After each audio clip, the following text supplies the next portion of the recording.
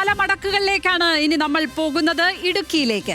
കഴിഞ്ഞ 2 തദ്ദേശ തെരഞ്ഞെടുപ്പുകളിലായി ഇടതിന് അനുകൂലമാണ് ഇടുക്കിയുടെ രാഷ്ട്രീയം.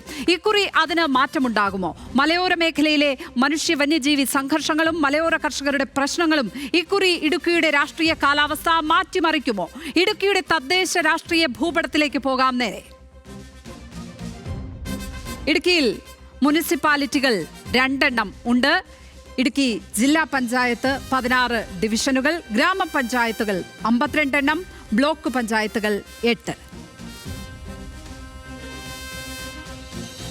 മുനിസിപ്പാലിറ്റികളിലേക്ക് വന്നാൽ 2 മുനിസിപ്പാലിറ്റികളാണ് ഇടുക്കിയിൽ ഉള്ളത്. തൊടുപുഴ, കട്ടപ്പന. തൊടുപുഴയും കട്ടപ്പനയും UDF തന്നെയാണ് ഭരിക്കുന്നത്.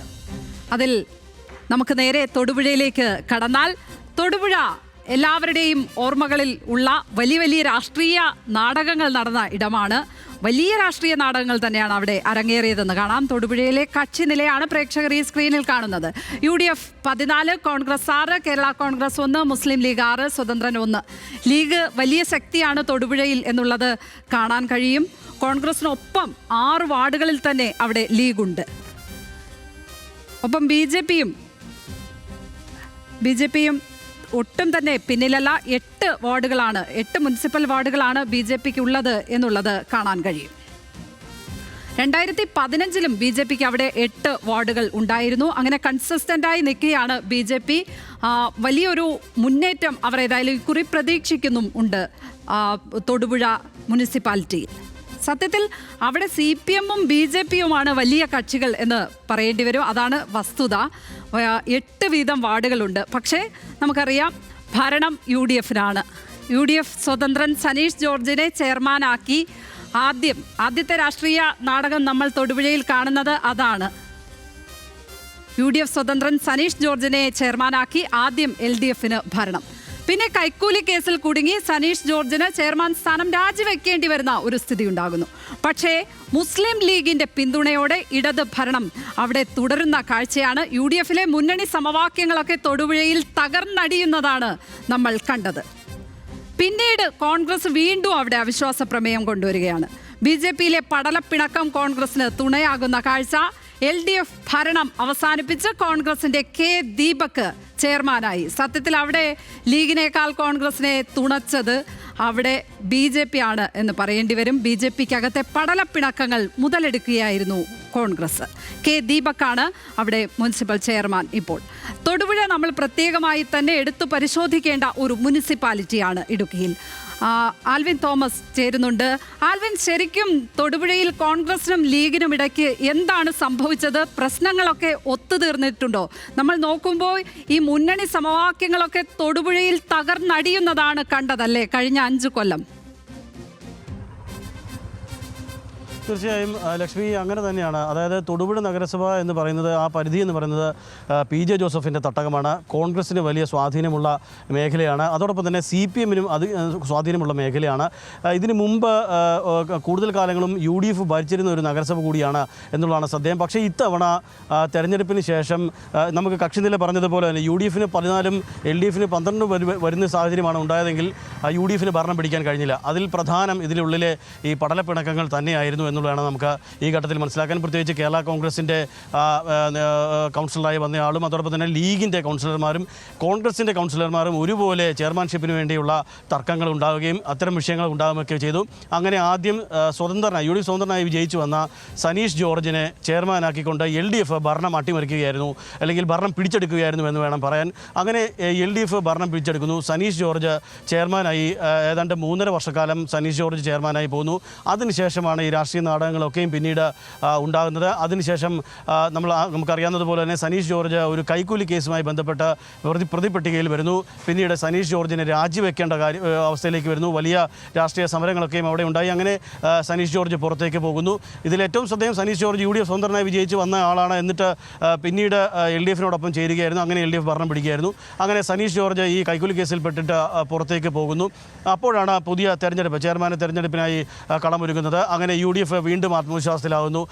ഒരുപക്ഷെ ഭരണം തിരിച്ചു കിട്ടുമെന്നുള്ള നിലയിലേക്ക് കാര്യങ്ങൾ വരുന്നുവെന്ന് UDF ഘടകങ്ങൾ വിശ്വസിച്ചു. പക്ഷേ ആ തെരഞ്ഞെടുപ്പിൽ സംഭവിച്ചത് ആ തെരഞ്ഞെടുപ്പിലും കോൺഗ്രസിൻ്റെ സ്ഥാനാർത്ഥി നിർത്തണമെന്ന് കോൺഗ്രസ് പറയുകയും ലീഗിൻ്റെ സ്ഥാനാർത്ഥി നിർത്തണമെന്ന് ലീഗ് പറയുകയും ചെയ്തു. അങ്ങനെ അവിടെ വീണ്ടും പ്രശ്നങ്ങൾ ഉണ്ടാകുന്നു. അതേ തുടർന്ന് ആ തെരഞ്ഞെടുപ്പ് നടക്കുന്നതോടെ LDFന് വോട്ട് ചെയ്തുകൊണ്ട് അസാധാരണമായി മുസ്ലിം ലീഗ് LDFന് വോട്ട് ചെയ്തുകൊണ്ട് അങ്ങനെ LDFൻ്റെ ചെയർപേഴ്സൺ വീണ്ടും വരുന്നു. സബീന ബിഞ്ചു എന്ന ചെയർപേഴ്സണാണ് വീണ്ടും LDF ഭരണത്തിലേക്ക് വരുന്നു എന്നുള്ളതാണ് ഏറ്റവും ശ്രദ്ധേയമായ അവസ്ഥ. അങ്ങനെ LDFൻ്റെ പിന്തുണയോടുകൂടി വീണ്ടും മുനിസിപ്പാലിറ്റി LDF ഭരിക്കുന്നു, അല്ലെങ്കിൽ ഭരണം നിലനിർത്തുന്നു.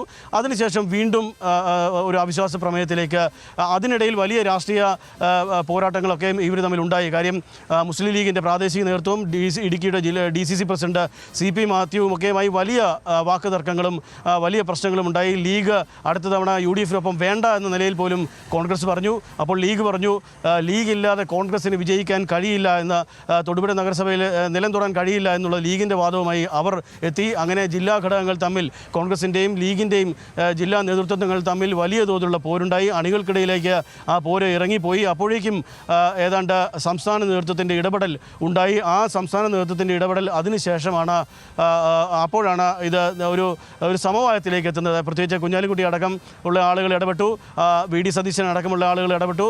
അങ്ങനെ ഒരു ചർച്ചയിലേക്ക്, സമവായ ചർച്ചയിലേക്ക് വന്നു. ആ ചർച്ചയെ തുടർന്നാണ് പിന്നീട് അവിശ്വാസ പ്രമേയത്തിൽ ഒരുമിച്ച് നീങ്ങാം എന്നുള്ളൊരു ധാരണയിലേക്ക് വരികയും 6 മാസം മുമ്പ്, അതായത് ഇപ്പോൾ തീരുന്ന ഈ 6 മാസം മുമ്പാണ് കോൺഗ്രസിൻ്റെ കെ ദീപകിനെ സ്ഥാനാർത്ഥിയാക്കിക്കൊണ്ട് UDF അവിശ്വാസ പ്രമേയം കൊണ്ടുവരുന്നു. അങ്ങനെ ലീഗും കോൺഗ്രസും ഈ താൽക്കാലിക വെടിനിർത്തൽ സംബന്ധിച്ചുകൊണ്ട് അവർ ഒരുമിച്ച് ഈ അവിശ്വാസ പ്രമേയത്തെ പിന്തുണയ്ക്കുന്നു. അങ്ങനെ UDFന് ഒടുവിൽ ഭരണം ലഭിക്കുകയാണ്. ഇപ്പോൾ കോൺഗ്രസിൻ്റെ കെ ദീപക്കാണ് ഇപ്പോൾ തൊടുപുഴ നഗരസഭയുടെ ചെയർമാൻ. വരുന്ന തെരഞ്ഞെടുപ്പിലും അല്ലെങ്കിൽ വരുന്ന തെരഞ്ഞെടുപ്പിൻ്റെ പ്രചാരണ വേളകളിലുമൊക്കെ ഈ വിഷയങ്ങൾ ഉയർന്നു വരാതിരിക്കില്ല എന്നുള്ളതാണ് നമുക്ക് പ്രാദേശികമായി പറയാൻ കഴിയുക. കാര്യം അണികൾക്കിടയിലേക്ക് ഇത്തരം ചർച്ചകൾ ഉണ്ടായിരുന്നു, അല്ലെങ്കിൽ കോൺഗ്രസിന്റെയും ലീഗിന്റെയും അണികൾക്കിടയിൽ വിഷയങ്ങളുണ്ടായിരുന്നു. പക്ഷേ അത് സംസ്ഥാന ഇവരെ ചെവിക്ക് പിടിച്ച് കൊണ്ടുവന്ന് ഇങ്ങനെ ഒരു മേശയ്ക്ക് ചുറ്റും ഇരുത്തുന്ന സ്ഥിതിയിലേക്ക് കാര്യങ്ങൾ എത്തി. പക്ഷേ തെരഞ്ഞെടുപ്പ് പ്രവർത്തനങ്ങളിലേക്കൊക്കെ പോകുമ്പോൾ ഈ വൈരാഗ്യമൊക്കെ ഉള്ളിൽ വെച്ച് തന്നെ ആയിരിക്കില്ലേ പോവുക? അങ്ങനെ ഒരു വെടിനിർത്തൽ പ്രഖ്യാപിച്ചു എന്ന് പറയാൻ കഴിയുമോ നമുക്ക്?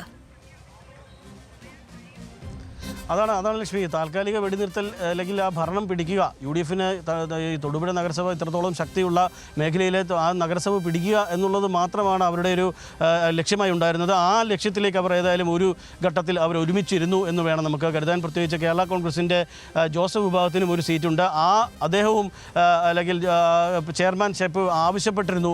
പക്ഷേ അതിലൊക്കെയും തർക്കങ്ങൾ ഒഴിവാക്കിക്കൊണ്ട് പിന്നീട് കോൺഗ്രസിൻ്റെ കെ ദീപകിനെ കൊണ്ട് ചെയർമാൻഷിപ്പിലേക്ക് കൊണ്ടുവരികയും ഒരുമിച്ച് അവിശ്വാസ പ്രമേയത്തിൽ വോട്ട് രേഖപ്പെടുത്തുകയുമായിരുന്നു. വരുന്ന പ്രചരണങ്ങളൊക്കെ, അടുത്ത തെരഞ്ഞെടുപ്പിലേക്ക് വരുന്ന പ്രചരണ ഘട്ടത്തിലേക്ക് എത്രത്തോളം ഏതെങ്കിലും തരത്തിലൊരു ഒരു പ്രസ്താവന ഏതെങ്കിലും ഭാഗത്തുനിന്ന് ഉണ്ടായാൽ, പ്രത്യേകിച്ച് ലീഗിൻ്റെയോ കോൺഗ്രസിൻ്റെയോ നേതൃത്വത്തിൽ നിന്ന് ഏതെങ്കിലും തരത്തിൽ ഒരു പ്രസ്താവന മറിച്ചുണ്ടായാൽ അത് ഒരു പക്ഷേ വരുന്ന തെരഞ്ഞെടുപ്പിനെ കാര്യമായി ബാധിക്കും എന്ന് വേണം നമുക്ക് ഈ ഘട്ടത്തിൽ മനസ്സിലാക്കാൻ. അത്തരം പ്രസ്താവനകൾ ഒഴിവാക്കണമെന്നുള്ള കർശന നിർദ്ദേശം സംസ്ഥാന നേതൃത്വങ്ങൾ, ഇരു പാർട്ടികളുടെയും സംസ്ഥാന നേതൃത്വങ്ങൾ നൽകിയിട്ടുണ്ട്.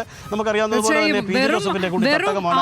6 മാസത്തിന് മുമ്പ് മാത്രമാണ് അങ്ങനെ ഒരു വെടിനിർത്തലിലേക്ക് അവർക്ക് കടക്കാൻ കഴിഞ്ഞിട്ടുള്ളത് എന്നുള്ളത് ഏറ്റവും ശ്രദ്ധേയമായി എടുത്തു പറയണം എന്ന് ഉണ്ട്. കാരണം ഇത്രയധികം പ്രതിസന്ധികളിൽ കൂടിയൊക്കെ ഒരു തുടർഭരണം ഇടതുപക്ഷത്തിന് കിട്ടിയൊക്കെ നിൽക്കുമ്പോഴും ഒരു മുനിസിപ്പാലിറ്റിയെ ഇങ്ങനെ ഇത്തരത്തിൽ തർക്കത്തിൽപ്പെട്ട് കൈയൊഴിയുന്ന ഒരു സമീപനം ഏതായാലും അവിടെ UDFന്റെ ഭാഗത്ത് നിന്ന് ഉണ്ടായി എന്നുള്ളത് ഈ ഘട്ടത്തിൽ എടുത്തു പറയണം എന്ന് തോന്നുന്നു. മറ്റൊരു കാര്യം ചോദിക്കാനുള്ളത്, BJPയുടെ മുന്നേറ്റം അതിവിടെ ഇക്കുറി അത് നമുക്കറിയാം കൺസിസ്റ്റൻ്റായി 2015-ലും 2020-ലും 8 വാർഡുകളാണുള്ളത്.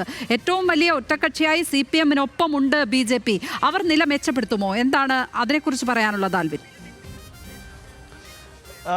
കഴിഞ്ഞ 2 തെരഞ്ഞെടുപ്പുകളിലും ഇത്രത്തോളം തന്നെ സീറ്റ് ഉണ്ടായിരുന്നില്ല BJPക്ക്. 5 സീറ്റുകൾ മാത്രമാണ് ഇതിന് മുമ്പുണ്ടായിരുന്ന തെരഞ്ഞെടുപ്പിൽ BJPക്ക് ഉണ്ടായിരുന്നത്. അതിന് മുമ്പും ഏതാണ്ട് അത്രത്തോളം തന്നെ ഉണ്ടായിരുന്നുള്ളൂ. പക്ഷേ ഈ കഴിഞ്ഞ 2020-ലെ തെരഞ്ഞെടുപ്പിലേക്ക് വന്നപ്പോൾ BJPക്ക് നില മെച്ചപ്പെടുത്താൻ കഴിഞ്ഞു എന്നുള്ളതാണ് നമുക്ക് കണക്കുകളിൽ വ്യക്തമാകുന്നത്. തൊടുപുഴ നഗരസഭയുടെ പരിധിയിൽ BJPക്ക് ശക്തിയുണ്ട് എന്നുള്ളത് അവർ തെളിയിച്ചു. 8 വാർഡുകൾ BJP ജയിക്കുന്നു. വരുന്ന തെരഞ്ഞെടുപ്പിൽ അത് കൂടുതൽ വാർഡുകളിലേക്ക് അവർക്ക് സാധിക്കുമെന്നുള്ളതാണ് അവരുടെ ഒരു ആത്മവിശ്വാസം ഉള്ളത്. അതിനുള്ള പ്രവർത്തനങ്ങളൊക്കെയും അവർ നടത്തി വരുന്നു. ആ BJPയെ ഇത്രത്തോളം എണ്ണമുള്ള, പ്രത്യേകിച്ച് കോൺഗ്രസിന് 6 സീറ്റുകൾ മാത്രമാണ് ഉള്ളത്, മുസ്ലിം ലീഗിന് 6 സീറ്റാണുള്ളത്. അതോടൊപ്പം തന്നെ ഇപ്പോൾ ലക്ഷ്മി സൂചിപ്പിച്ചതുപോലെ തന്നെ CPM-ന്റെ 8 സീറ്റ് എന്ന നിലയിലേക്ക് BJP-ക്ക് അവിടെ വളരാൻ കഴിഞ്ഞു എന്നുള്ളത് അവരുടെ പാർട്ടിയെ സംബന്ധിച്ചിടത്തോളം വലിയ നേട്ടമായി അവർ കണക്കാക്കുന്നുണ്ട്.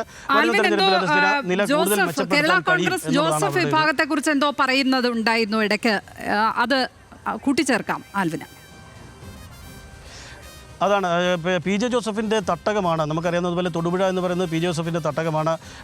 അവർ ആകെ ഇപ്പോൾ ഈ ഇടുക്കി ജില്ലയിൽ 52 പഞ്ചായത്തിൽ ഇപ്പോൾ നിലവിൽ ഭരിക്കുന്നത് ഏതാണ്ട് 4 പഞ്ചായത്തുകളിൽ മാത്രമാണ് എന്നുള്ളതാണ് ഏറ്റവും ശ്രദ്ധേയം. ആദ്യ ടേമുകളിലൊക്കെയും ഉണ്ടായിരുന്നു, പിന്നീട് ധാരണ പ്രകാരമൊക്കെ മാറിയതാണ്. എങ്കിൽ പോലും ഇപ്പോൾ ഈ ഘട്ടത്തിൽ അവസാന ഘട്ടത്തിലേക്ക് എത്തി നിൽക്കുമ്പോൾ വലിയ ശക്തിയാണ്, അല്ലെങ്കിൽ PJ ജോസഫിൻ്റെ തട്ടകമാണ് തൊടുപുഴയും ഇടുക്കിയും എന്നൊക്കെ പറയുമ്പോൾ പോലും അവർക്ക് 4 പഞ്ചായത്തുകളിലേക്ക് അവർ ഒതുങ്ങുന്നു. 4 പഞ്ചായത്തിലെ ഭരണം മാത്രമാണ് അവർക്ക് ഇപ്പോൾ നിലവിൽ ഉള്ളത് എന്നുള്ളതാണ് ഏറ്റവും ശ്രദ്ധേയം. അതുകൊണ്ട് തന്നെ വരുന്ന തെരഞ്ഞെടുപ്പിൽ അവർ ഈ പിളർപ്പിന് ശേഷം ഉണ്ടാകുന്ന തെരഞ്ഞെടുപ്പ് കൂടിയാണ്. അത് കഴിഞ്ഞ തവണ അങ്ങനെ ആയിരുന്നുവെങ്കിൽ പോലും ഇത്തവണ ഇരുവിഭാഗവും വലിയ മത്സരബുദ്ധിയോടെ ഇറങ്ങുമ്പോൾ അവർക്ക് മാണി വിഭാഗത്തെ കടത്തി വെട്ടാൻ കഴിയുമോ എന്നുള്ളതാണ് ചോദ്യം. അതിലേക്ക് എത്താം. കേരള കോൺഗ്രസുകളുടെ പോരുകൂടിയാണ് ഏതായാലും ഇടുക്കിയിലെ തദ്ദേശ ഭരണ തെരഞ്ഞെടുപ്പ് എന്ന് പറയേണ്ടി വരും. അതിലേക്ക് വിശദമായി എത്താം.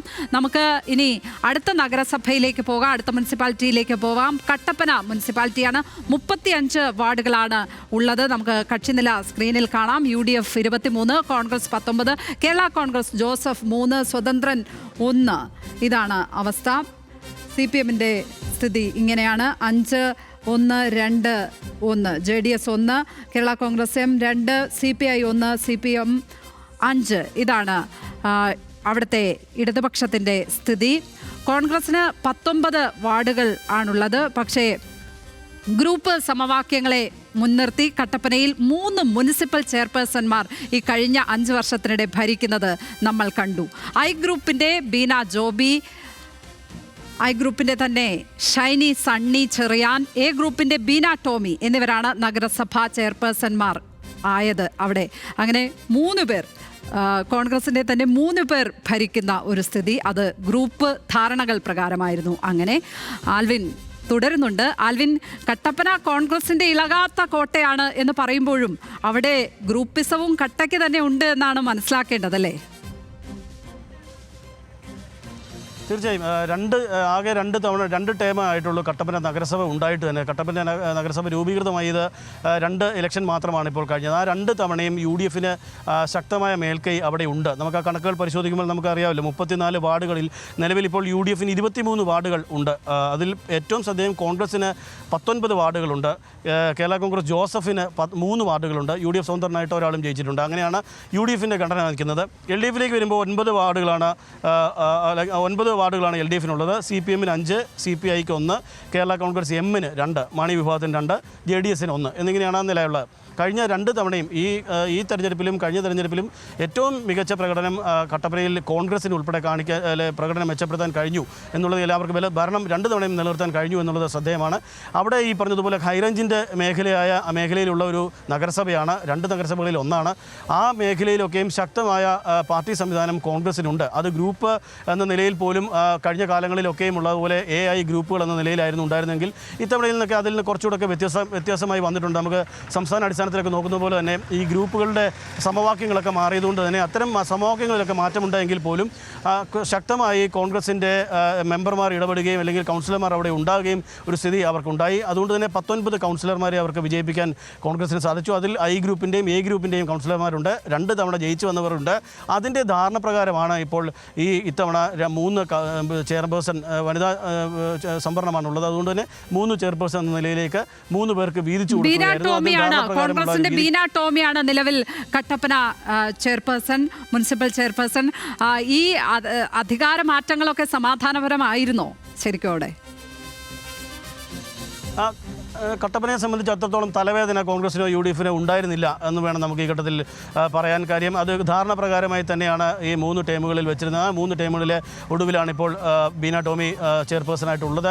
അത് ആദ്യ 2 ടേമിൽ I ഗ്രൂപ്പിന് കൊടുത്തിരുന്നുവെങ്കിൽ ഏതാണ്ട് അവസാന ടൈമിലേക്ക് വരുമ്പോൾ A ഗ്രൂപ്പിന് എന്ന നിലയിലായിരുന്നു ധാരണ. ആ ധാരണ പ്രകാരം തന്നെയാണ് ഇപ്പോൾ അവിടെ കാര്യങ്ങൾ പോകുന്നത്. അവിടെ ഒരുപക്ഷേ ഈ ജോസഫ് വിഭാഗത്തിനൊക്കെ 3 സീറ്റ് കൂടി അവിടെ ഉണ്ട് എന്നുള്ളതാണ് ഏറ്റവും ശ്രദ്ധേയം.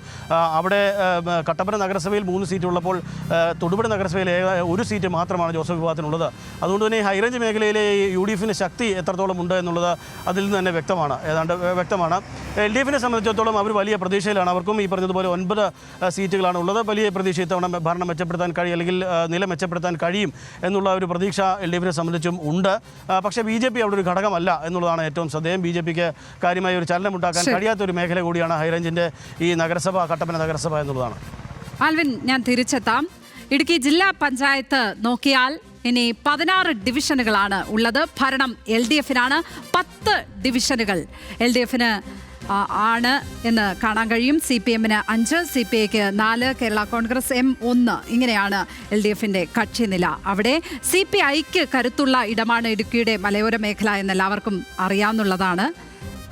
ഇടുക്കി ജില്ലാ പഞ്ചായത്തിൽ കഴിഞ്ഞ 5 വർഷത്തിനിടെ 3 അധ്യക്ഷന്മാർ ഉണ്ടായി എന്നുള്ളതും എടുത്തു പറയണം.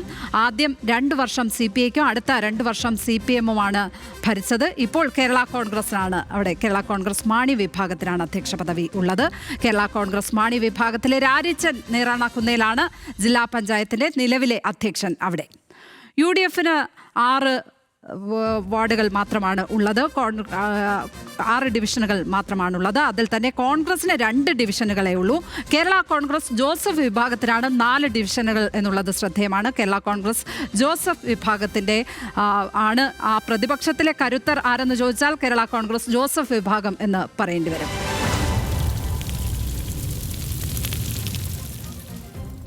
ഇനി നമുക്ക് നേരെ ഇടുക്കിയിലെ പഞ്ചായത്തുകളിലേക്ക് പോകാം. പഞ്ചായത്തുകളിലേക്ക് പോയാൽ പഞ്ചായത്തുകളിൽ ഇടതു മേൽക്കൈ തന്നെയാണ് പഞ്ചായത്തുകളിലും കാണാൻ കഴിയുന്നത്. 52 ഗ്രാമപഞ്ചായത്തുകളാണ് ഉള്ളത്.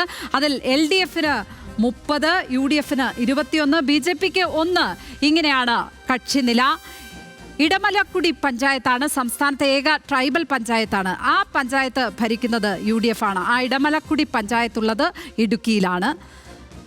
BJP ഭരിക്കുന്ന പഞ്ചായത്ത് അവിടെ കാഞ്ചിയാർ പഞ്ചായത്താണ്. ആ പഞ്ചായത്തിൽ പക്ഷേ ഭൂരിപക്ഷം UDFനാണ്, പക്ഷേ ഭരണം BJPക്കാണ്. അതാണ് കാഞ്ചിയാറിലെ ഒരു രാഷ്ട്രീയ കൗതുകം. അതാണ് പ്രസിഡന്റ് സംവരണ സ്ഥാനമായതിനാൽ BJPയുടെ ആളാണ് ആ സംവരണ സമുദായ അംഗമായിട്ടുള്ളത്. BJPയുടെ ഒരു വാർഡ് മെമ്പർ മാത്രമാണ് ഉള്ളത്. അദ്ദേഹം തന്നെ പഞ്ചായത്ത് പ്രസിഡന്റ് ആകുകയും ചെയ്തു. അവിടെ ഒരേ ഒരു മെമ്പർ, അങ്ങനെ ഒരു രാഷ്ട്രീയ കൗതുകമാണ് ഉള്ളത്. ആ ഒരേ ഒരു മെമ്പർ, BJPയുടെ ഒരേ ഒരു മെമ്പർ അവിടെ പഞ്ചായത്ത് പ്രസിഡന്റ് ആകുന്ന കാഴ്ചയാണ് കണ്ടത്. 2010 പഞ്ചായത്ത് തിരഞ്ഞെടുപ്പിലാണ് UDF ഇടുക്കിയിൽ വലിയ നേട്ടമുണ്ടാക്കിയത്. പിന്നീട് ഇങ്ങോട്ട് ഇടതിൻ്റെ തേരോട്ടം തന്നെയായിരുന്നു ഇടുക്കിയിൽ. 2015-ലും 2020-ലും ഈ ഗ്രാമപഞ്ചായത്തുകളിൽ ഇടതുപക്ഷം ഇടത് കോട്ടകളായി മാറുന്ന കാഴ്ചയാണ് നമ്മൾ കണ്ടത്. ഇടുക്കിയിൽ 8 ബ്ലോക്ക് പഞ്ചായത്തുകളാണുള്ളത്. ഇനി ബ്ലോക്ക് പഞ്ചായത്തുകളിലേക്ക് പോയാൽ 8 ബ്ലോക്ക് പഞ്ചായത്തുകളാണ് ഉള്ളത്. അതിൽ UDFന് 4, LDFന് 4. ഇങ്ങനെയാണ് അതിൻ്റെ ഒരു സ്ഥിതി. നമുക്ക് ആൽവിനിലേക്ക് പോവാം. ആൽവിൻ, ഈ ഇടുക്കിയുടെ രാഷ്ട്രീയ കാലാവസ്ഥയിൽ എന്തെങ്കിലുമൊക്കെ മാറ്റങ്ങൾ പൊതുവെ ഇതെല്ലാം പരിശോധിക്കുമ്പോൾ ഉണ്ടോ? ലക്ഷ്മി, നമ്മൾ ഇവിടുത്തെ ഇടുക്കിയിലെ ഇത്തരം കണക്കുകൾ പരിശോധിക്കുമ്പോൾ വലിയ കൗതുകം ഇതിനകത്തുണ്ട് എന്നുള്ളതാണ് ശ്രദ്ധേയം. ഇപ്പോൾ നമ്മൾ പഞ്ചായത്തുകളിൽ കണക്ക് പറഞ്ഞല്ലോ, ഇതിൽ മേൽക്കൈ ഉള്ളത് LDFന് തന്നെയാണ്. LDF ആണ് ഭൂരിപക്ഷം. 52 പഞ്ചായത്തുകളിൽ അധികവും ഭരിക്കുന്നത് LDF തന്നെയാണ്. പക്ഷേ ഇതിൽ ഏറ്റവും ശ്രദ്ധേയമായ ജില്ലാ പഞ്ചായത്തിലേക്ക് വരുമ്പോൾ ജില്ലാ പഞ്ചായത്തിലെ 16 ഡിവിഷനാണ്. ആ 16 ഡിവിഷനിൽ 10 LDFനാണ്. അതേസമയം ബ്ലോക്കിലേക്ക് വരുമ്പോൾ 8 ബ്ലോക്കുകളിൽ 4 വീതമാണ് UDFും LDFും ഉള്ളത് എന്നുള്ളതാണ് ഏറ്റവും ശ്രദ്ധേയം. നിയമസഭ എടുക്കുകയാണെങ്കിൽ ഒരെണ്ണം മാത്രമാണ് UDFനുള്ളത്. ബാക്കി 4 നിയോജകമണ്ഡലം വരുന്നത് LDFനാണ്. അതേസമയം പാർലമെൻറ്റിലേക്ക് വരുന്നാൽ മൃഗീയ ഭൂരിപക്ഷമാണ് UDFിൻ്റെ സ്ഥാനാർത്ഥിയായിരുന്ന കോൺഗ്രസിൻ്റെ സ്ഥാനാർത്ഥിയായിരുന്ന ഡീൻ കുര്യാക്കോസിന് ലഭിച്ചത്. ഇത്തരം കൗതുകങ്ങൾ ഇതിനകത്തുണ്ട് എന്നുള്ളതാണ് ഏറ്റവും ശ്രദ്ധേയമായിട്ട് നമുക്ക് ഈ കണക്കുകൾ പറയുമ്പോൾ പറയാൻ കഴിയുന്നത്, ഇടുക്കിയെ സംബന്ധിച്ച് പറയുമ്പോൾ പറയാൻ കഴിയുക. ഏതായാലും ഈ ജില്ലാ പഞ്ചായത്തിലെ 16 സീറ്റുകളിൽ ഏതാണ്ട് 6 സീറ്റുകളിൽ അതിലേറ്റവും ശ്രദ്ധേയം അതാണ് വീണ്ടും കൗതുകമുള്ളത്. അതിൽ 2 സീറ്റുകൾ മാത്രമാണ് കോൺഗ്രസിന് ഉള്ളത് എന്നുള്ളതാണ് ഏറ്റവും ശ്രദ്ധേയം. കോൺഗ്രസിന് 2 സീറ്റുകൾ മാത്രമാണുള്ളത്. ബാക്കി 4 സീറ്റുകൾ വരുന്നത് ജോസഫ് വിഭാഗത്തിനാണ്. അതായത് കരിമണ്ണൂർ, അടിമാലി ഈ 2 ഡിവിഷനിൽ മാത്രമാണ് കോൺഗ്രസിനുള്ളത് എങ്കിൽ മുരിക്കാശ്ശേരി, മൂലമറ്റം, കരിങ്കുന്നം, മുള്ളരിങ്ങാട് 4 ഡിവിഷനിൽ വരുന്നത് കേരള കോൺഗ്രസിൻ്റെ ജോസഫ് വിഭാഗത്തിനാണ് മേൽക്കൈ വരുന്നത്. അവിടെ കോൺഗ്രസിനെ അവർ മറിച്ചിട്ട് അവർ കേരള കോൺഗ്രസിന് കൂടുതൽ നേട്ടമുണ്ടാക്കാൻ ജില്ലാ പഞ്ചായത്തിൽ കഴിഞ്ഞു എന്നുള്ളതാണ് ആ കണക്കിൽ പറയുമ്പോൾ നമുക്ക് കാണാൻ കഴിയുന്നത്. അതോടൊപ്പം തന്നെ CPIക്കും 4 സീറ്റുകളാണ് ജില്ലാ പഞ്ചായത്തിൻ്റെ ഡിവിഷനിൽ വരുന്നത്. അതേസമയം CPMന് 5 സീറ്റുകൾ വരുന്നുണ്ട്. അവിടെയാണ് വീണ്ടും ഒരു കൗതുകം വരുന്നത്. കേരള കോൺഗ്രസ് മാണി വിഭാഗത്തിന് 1 സീറ്റ് മാത്രമാണ് ജില്ലാ പഞ്ചായത്തിൽ ഉള്ളത്. ആ ഒരു സീറ്റിലുള്ള രാരിച്ചൻ നീർനാക്കുന്നലാണ് ഇപ്പോൾ ജില്ലാ പഞ്ചായത്തിൻ്റെ പ്രസിഡൻ്റായിട്ടുള്ളത്. ഇത് ടേം ധാരണ പ്രകാരം തന്നെ ആദ്യം CPI ഭരിക്കുന്നു, പിന്നീട് CPMൻ്റെ അധ്യക്ഷൻ വരുന്നു. ഇപ്പോൾ കേരള കോൺഗ്രസ് മാണി വിഭാഗത്തിന് അവസാന ടൈമിൽ കൊടുത്തിരിക്കുന്നു എന്നുള്ളതാണ് ജില്ലാ പഞ്ചായത്തിനെ സംബന്ധിച്ച് വരിക. ബ്ലോക്ക് പഞ്ചായത്തിൽ ഈ പറഞ്ഞതുപോലെ തന്നെ 4-4 എന്ന നിലയിലാണ് UDF LDF നിൽക്കുന്നത്.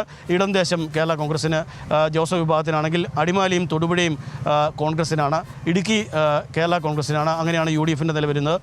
LDFിലേക്ക് വരുമ്പോൾ ദേവികുളവും അതോടൊപ്പം തന്നെ കട്ടപ്പനയും നെടുങ്കണ്ടവും CPനൊപ്പം നിൽക്കുമ്പോൾ അഴുത എന്ന ഡിവിഷൻ മാത്രമാണ് കേരള കോൺഗ്രസ് എമ്മിനൊപ്പം ഉള്ളത് എന്നുള്ളതാണ് ഏറ്റവും ശ്രദ്ധേയം. ഇത്തരം കൗതുക കണക്കുകൾ ഈ ജില്ലാ പഞ്ചായത്തിൻ്റെയും ബ്ലോക്ക് പഞ്ചായത്തിൻ്റെയും നിയമസഭയുടെയും പാർലമെന്റിൻ്റെയും കണക്കുകൾ എടുക്കുമ്പോൾ ഇത്തരം കൗതുകങ്ങൾ ഇതിനകത്തുണ്ട് എന്നുള്ളതാണ് ഏറ്റവും ശ്രദ്ധേയം. ഇടുക്കിയിൽ ഈ വനം വന്യജീവി വിഷയങ്ങളടക്കം വലിയ തോതിൽ ചർച്ചയാകുന്ന ഒരു ഇടമാണ്. വന്യജീവി ആക്രമണങ്ങൾ നിരന്തരം റിപ്പോർട്ട് ചെയ്യപ്പെടുന്നത് ഇടുക്കിയിലാണ് എന്നുള്ളത് നമുക്ക് പ്രത്യേകമായി എടുത്തു പറയണം ഈ ഘട്ടത്തിൽ. അവിടെ പലപ്പോഴും വനം വകുപ്പിനെതിരെ കേരള കോൺഗ്രസ് മാണി വിഭാഗം തന്നെ പരസ്യമായി, ജോസ് കെ മാണിയൊക്കെ നമ്മുടെ ചാനലിലൊക്കെ വന്നു നിന്ന് പരസ്യമായി വലിയ വിമർശനം ഉയർത്തുന്നത് കണ്ടിട്ടുണ്ട്. അങ്ങനെ അത്തരത്തിലുള്ള പ്രതിഷേധങ്ങൾ തുടരുകയുമാണ്. അതൊക്കെ ഏത് തരത്തിലായിരിക്കും അവിടെ ഇടതുപക്ഷത്തെ ബാധിക്കാൻ പോകുന്നത്? ലക്ഷ്മി, നിശ്ചയമായും ഇത്തവണത്തെ തെരഞ്ഞെടുപ്പിൽ ഏറ്റവും പ്രധാനമായും ചർച്ച ചെയ്യപ്പെടുന്ന വിഷയം ഈ വനം വന്യജീവി വിഷയങ്ങളുമായി ബന്ധപ്പെട്ടുള്ള മനുഷ്യമായിട്ടുള്ള സംഘർഷവുമായി ബന്ധപ്പെട്ടുള്ള വിഷയങ്ങൾ തന്നെയാകും എന്നുള്ള കാര്യത്തിൽ ഒരു തർക്കമില്ല. കാര്യം ഉടുമ്പൻചോല, ദേവികുളം, അതോടൊപ്പം തന്നെ പീരുമേട്, ഇടുക്കി, ഒരുപക്ഷെ ഇപ്പോൾ തൊടുപുഴ നിയമസഭാ മണ്ഡലത്തിൻ്റെ പരിധിയിൽ പോലും ഇത്തരം വിഷയങ്ങൾ വന്നു തുടങ്ങി എന്നുള്ളതാണ് ഏറ്റവും ശ്രദ്ധേയം. അതുകൊണ്ട് തന്നെ ഈ മേഖലകളിലുള്ള വനമേഖലയുമായി ബന്ധപ്പെടുന്ന ജനവാസ മേഖലയുടെ അടുത്ത് ചേർന്ന വനമേഖലയുള്ള എല്ലായിടങ്ങളിലും ഏതാണ്ട് വലിയ തോതിൽ ഈ വന്യമൃഗ ശല്യമുണ്ട്.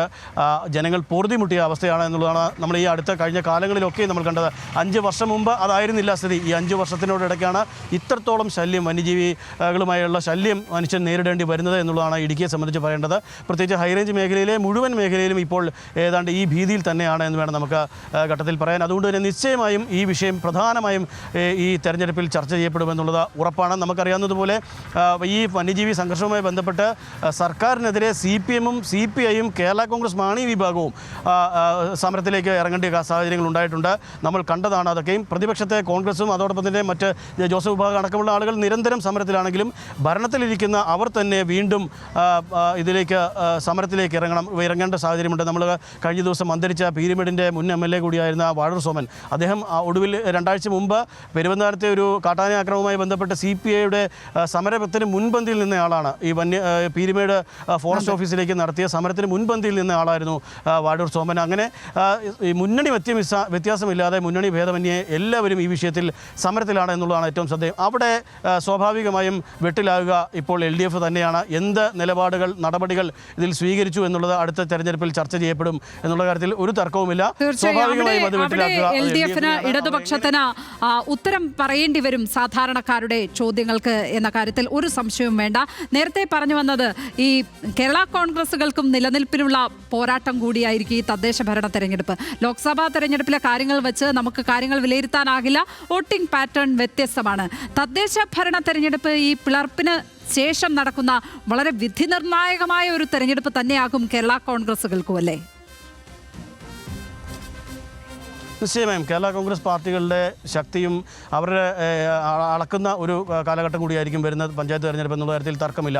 അത് സംസ്ഥാനത്ത് അവർ എങ്ങനെ രേഖപ്പെടുത്തുന്നു അവരുടെ നില എന്നുള്ളത് ഏറ്റവും ശ്രദ്ധേയമാണ്. പ്രത്യേകിച്ച് ജോസഫ് വിഭാഗത്തിനും അതോടൊപ്പം തന്നെ മാണി വിഭാഗത്തിനും ഇവർ മുന്നണി വിടുന്നു എന്നുള്ള ചർച്ചകളൊക്കെ മാണി വിഭാഗത്തിനിടയിൽ കേട്ടുമെങ്കിലും പക്ഷേ അത്തരത്തിലേക്കുള്ള നീക്കങ്ങളിലേക്ക് ജോസ് കെ മാണി പോകാൻ താല്പര്യപ്പെടുന്നില്ല എന്നുള്ളതാണ് ഈ ഒരു ഘട്ടത്തിൽ മനസ്സിലാകുന്നത്. അതുകൊണ്ട് തന്നെ പഞ്ചായത്ത് തെരഞ്ഞെടുപ്പ് ഇപ്പോൾ രണ്ടുപേരും രണ്ടായി തന്നെ നിന്നുകൊണ്ടാണ് പഞ്ചായത്ത് തെരഞ്ഞെടുപ്പിനെ നേരിടാൻ പോകുന്നത്.